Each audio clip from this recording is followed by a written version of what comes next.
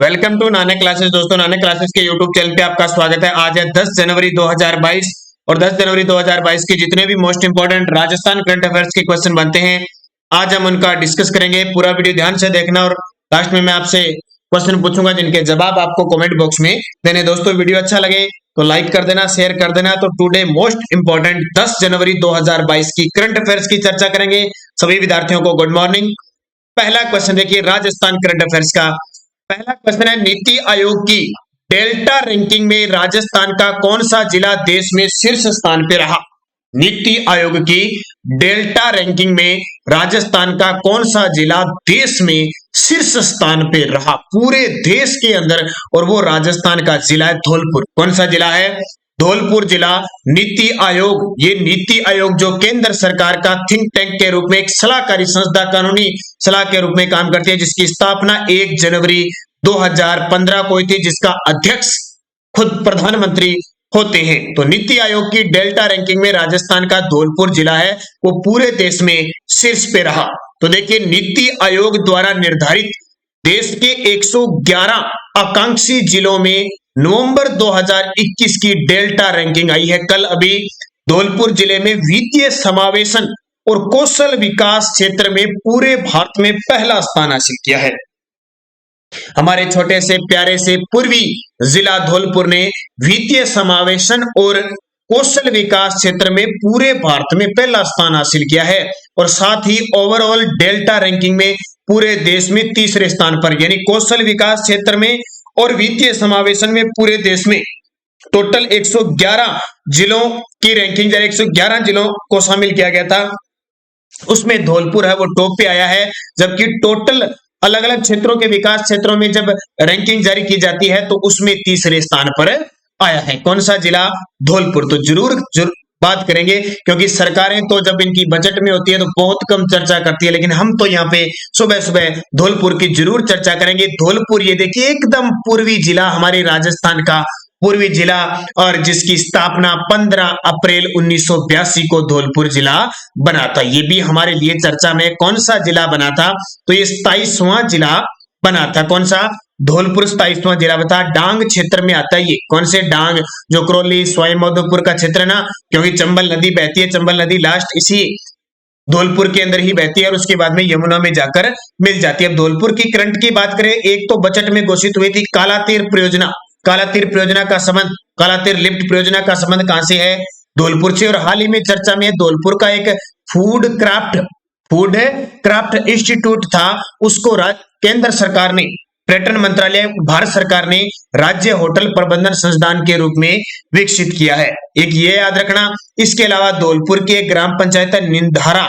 कौन सी? निंधारा ग्राम पंचायत को हाल ही में पंचायती राज सशक्तिकरण अवार्ड दिया गया है, इसलिए भी इंपॉर्टेंट। और एक इस क्षेत्र में योजना चलती है कंदरा सुधार कार्यक्रम। नाम सुना होगा आपने, कंदरा सुधार कार्यक्रम 1987-88 में चला था। टोटल 8 दस्यु प्रभावित क्षेत्रों में ये चला था, उसमें धौलपुर भी शामिल है। इसके अलावा न्यूनतम पशु घनत्व धौलपुर का है। न्यूनतम लिंगानुपात भी किसका है? तो धौलपुर का है। और इसके अलावा और चर्चा करें, न्यूनतम पशु घनत्व भी किसका है? पशु घनत्व आ गया। न्यूनतम क्षेत्रफल भी किसका है? धौलपुर का। और एक याद रखना, इस पूर्वी राजस्थान के अंदर एक परियोजना है 13 जिलों की टोटल, पूर्वी राजस्थान नहर परियोजना। कौन सी? पूर्वी राजस्थान नहर परियोजना, जिसको शॉर्टकट में कहते हैं ERCP। उस 13 जिलों, इन पूर्वी राजस्थान को राष्ट्रीय स्तर का दर्जा दिलाने का प्रयास किया जा रहा है, उसमें भी धौलपुर शामिल है। इसके अलावा देश के अंदर 3 स्टोन पार्क है। कौन से? 3 स्टोन पार्क है। एक तो जोधपुर में है, एक करौली में है, और एक कहां आ जाता है? धौलपुर के अंदर। तो इतनी बातें याद रखना। धौलपुर प्रजा मंडल की स्थापना 1936 में कृष्ण दत्त पालीवाल के द्वारा की गई थी और बाद में 1938 में हुई थी। तो ये सारी बातें किसकी है?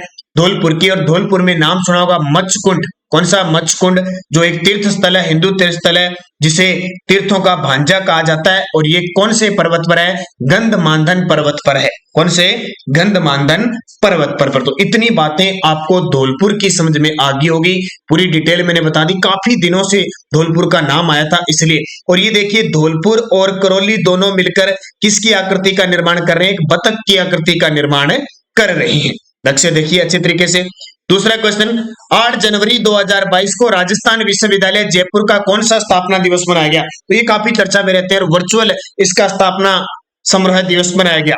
तो 8 जनवरी 2022 को राजस्थान विश्वविद्यालय जयपुर का कौन सा हाल ही में 76वां स्थापना दिवस बनाया गया? तो राजस्थान यूनिवर्सिटी का एक तो 31वां दीक्षांत समारोह हुआ था, इसको याद रखना, और 76वां स्थापना दिवस बनाया गया। और इसका जितना भी ये समारोह कार्यक्रम हुआ था ये सारा वर्चुअल हुआ था। और कब हुआ था? 8 जनवरी 2022 को मनाया गया। स्थापना हुई थी 8 जनवरी 1947 को। और जब इसकी स्थापना हुई थी 8 जनवरी 1947 को, तो इसका नाम था राजपुताना विश्वविद्यालय। किसका? इसका नाम था राजपुताना विश्वविद्यालय। और इसके वर्तमान कुलपति है राजीव जैन। और कुलाधिपति पूछे तो कौन है? तो कुलाधिपति हमेशा कौन होता है? राज्यपाल होता है। और वर्तमान में कुलाधिपति कौन है? कलराज मिश्र। प्रथम कुलपति कौन थे? ये स्टार लगा लेना। प्रथम कुलपति थे doctor G S. Mahajan. Doctor G S. Mahajan प्रथम कुलपति थे। वर्तमान में राजीव जैन है। स्थापना 8 जनवरी 1947 को हुई थी राजपुताना विश्वविद्यालय नाम से। कुलाधिपति राज्यपाल होता है। 8 जनवरी 2022 को 31वां तो दीक्षांत समारोह आयोजित किया गया और 76वां स्थापना दिवस बनाया गया। और अभी हाल ही में सरकार ने योजना बनाई है कि बिशलपुर बांध से राजस्थान विश्वविद्यालय को पानी पेयजल पहुंचाया जाएगा। तो ये इंपॉर्टेंट, अब इसका लोगो देख लो आप। ये देखिए, राजस्थान विश्वविद्यालय धर्मो विश्वस्य जगत प्रतिष्ठा इसका मुख्य स्लोगन है और 1947 में इसकी स्थापना हुई थी।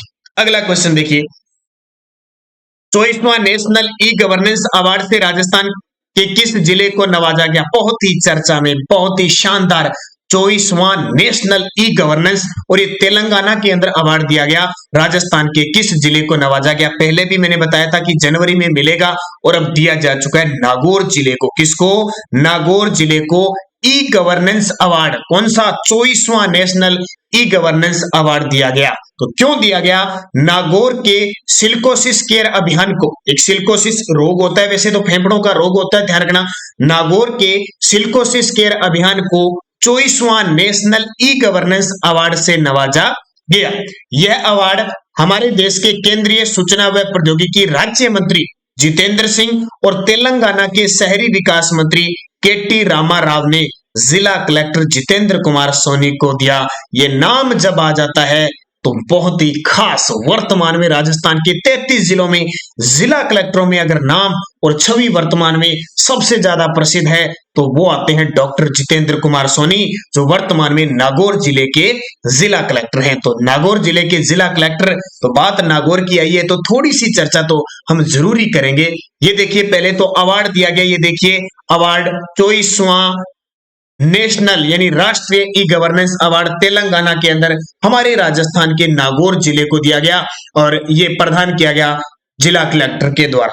अब देखिए, बात आई है नागौर जिले की, तो नागौर जिले की हम चर्चा जरूर कर लेते हैं। ये देखिए, राजस्थान का मध्यवर्ती जिला कौन सा?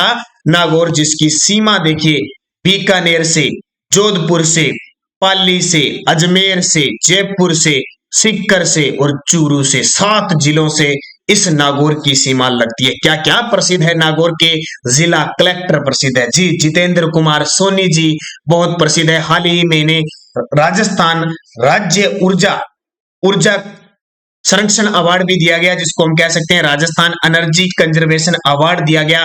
मतदान दिवस पर अच्छे मतदान के प्रति जागरूक करने के लिए इन्हें सम्मानित किया गया। दूसरी बात, कोरोना काल में जो पिछली दूसरी लहर आई थी कोरोना की, उसके अंदर इन्होंने नागौर जिले में ऑपरेशन प्राणवायु चलाया था। कौन सा?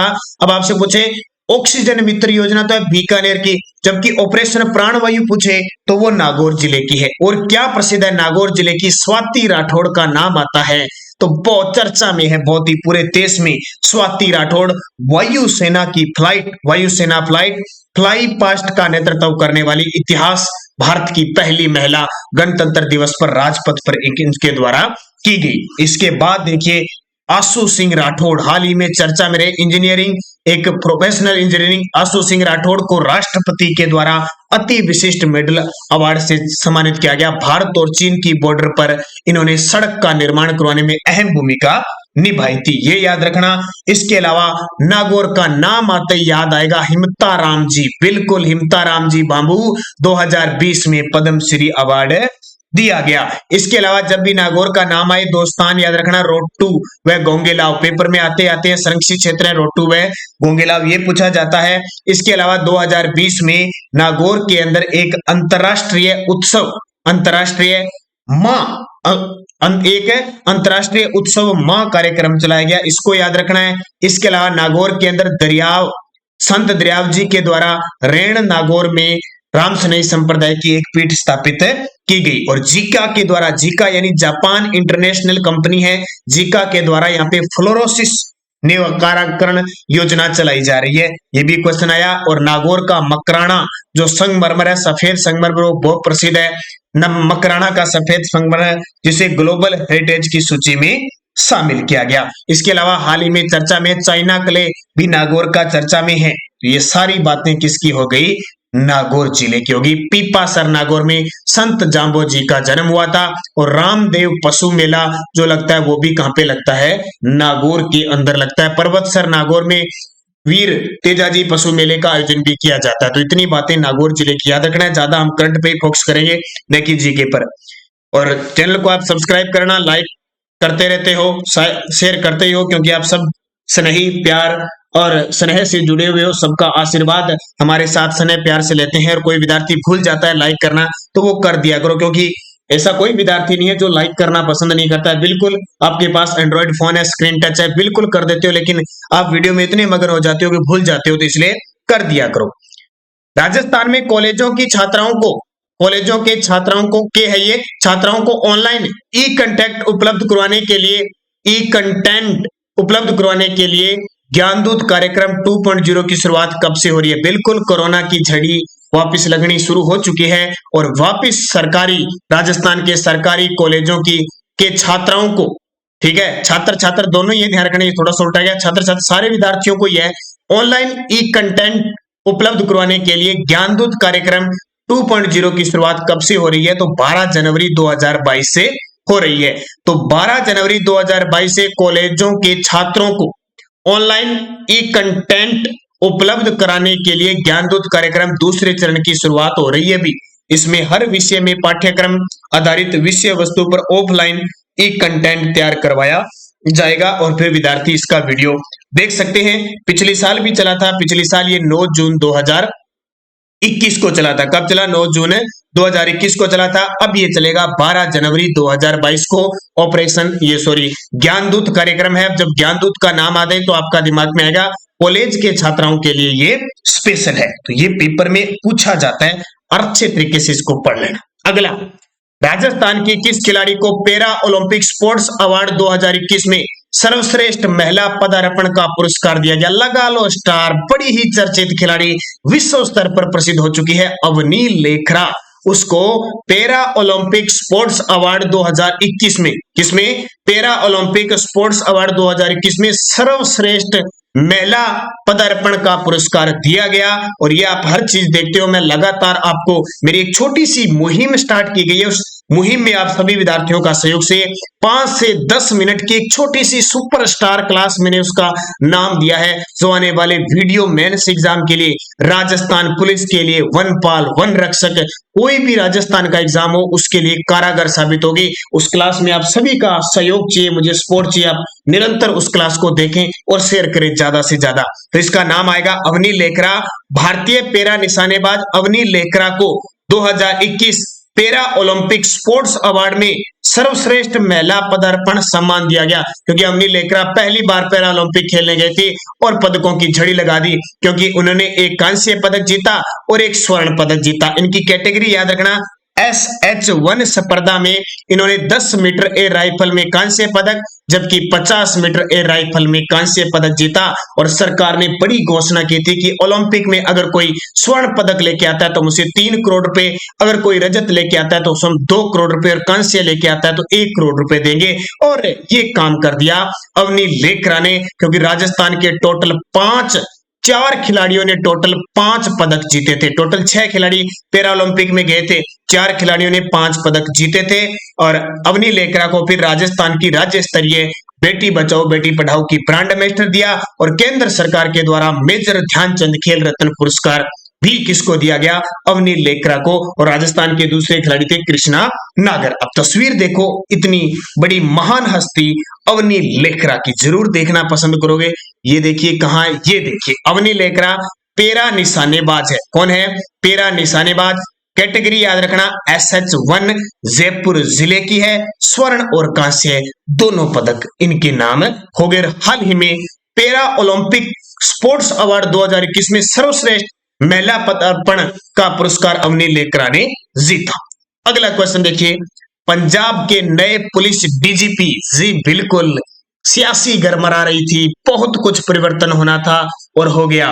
पंजाब के नए पुलिस डीजीपी वीरेश कुमार भावरा का संबंध राजस्थान के किस जिले से है? आपको पता है कि नरेंद्र मोदी जी के जब वो फिरोजपुर के अंदर रैली करने जा रहे थे और इनका काफिला वापस आया और वो रैली कर नहीं पाए थे और सियासी गर्म हो गया कि उन्होंने कहा था कि एयरपोर्ट जाके कि प्रधानमंत्री जिंदा वापिस आ गया और मुख्यमंत्री जो चरणजीत सिंह जी चन्नी थी, इसके बीच विवाद हो गया और नए पुलिस डीजीपी, क्योंकि उस समय पुलिस डीजीपी कौन थे?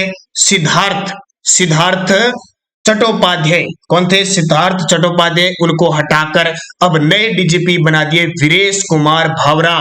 बिल्कुल, ये राजस्थान के भरतपुर से संबंध रखते हैं। कहां से?